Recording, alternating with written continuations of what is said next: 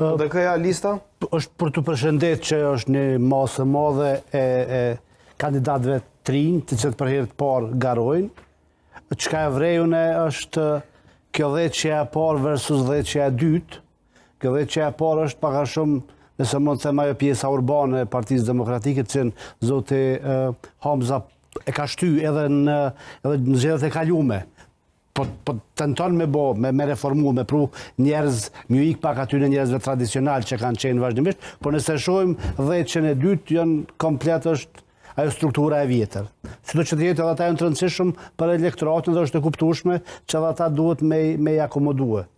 Sa i përket rastit Fatmir Limajt, unë mendoj që ka qenë veprimi mirë i Partisë Demokratike, i cili nuk ka improvizue, sigur të lidha demokratike që në farë mënyrë me i katapultue njerëz me cilët kanë pas dallimet mëdha, kanë pas problemet mëdha.